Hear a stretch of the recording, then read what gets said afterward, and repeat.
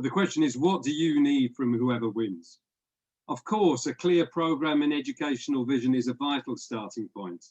And on my website, you can see my 10 priorities on SATs, on funding, on returning all schools to democratic local control, on educating and organising against racism, sexism and LGBT plus oppression.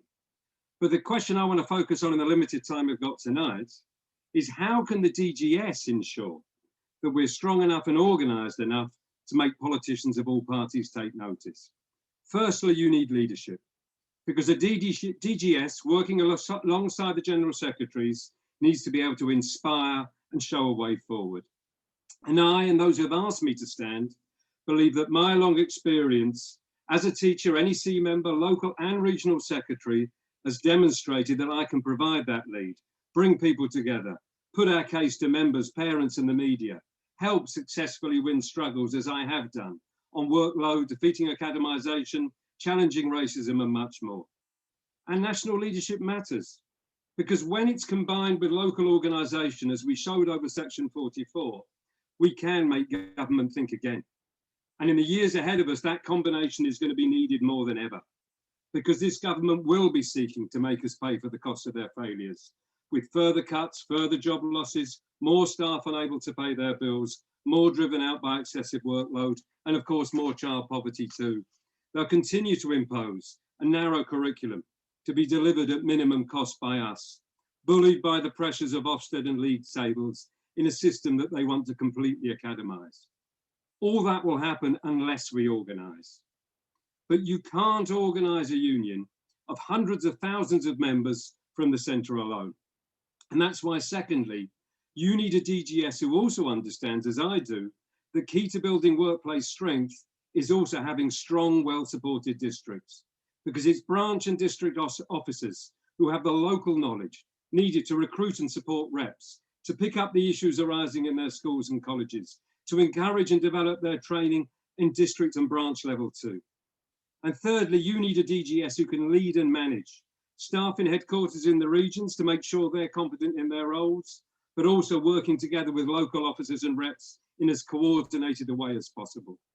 A DGS has to know how to work as a leader of the union staff team, as I did in my role as London Regional Secretary. And in that role, though, I also saw the pressures on senior union staff, but also firsthand under that pressure, the urgency to address the pressures on teachers and support staff can sometimes be dimmed. So fourthly, you also need a DGS who will make sure that when necessary, they will offer a different perspective and will speak up when they think more urgent action is needed. And that's where I think my voice is needed as DGS, because there are a number of areas where I think we need to be a little bit more self-critical. Yes, during the pandemic, we inflicted defeats on government and recruited many more reps and members and got thousands into meetings. But how do we keep up that member engagement now? How do we improve on the basics of giving members individual support when they need it? We need to admit that we need a full and honest discussion about the pressures of casework and our strategies for supporting caseworkers and members on the issues they face, from capability to discrimination, bullying to workload. And how do we build from where we are now to being a really all-educator union, to win recruitment and negotiating rights for support staff, but also defend those in academies, supply, and independent schools where fragmentation undermines national conditions. And if we're going to combat that and engage members at something that really concerns them, I believe we need to prioritise workloads and the battle for a new national contract for all.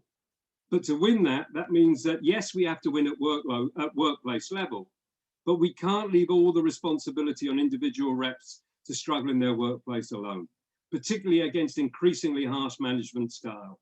Instead, I think members and reps will feel more confident if they're taking part in a unified campaign, which is working to prepare for national action. And yes, we've got to recognise the barriers to overcome in organising that successfully. But I think the role of a national leadership is to work out soberly, but with determination, how we're going to do that. Because then we can change lives of both our members and of the students that we teach. And I believe that's the kind of leadership that I can provide as your new NEU Deputy General Secretary.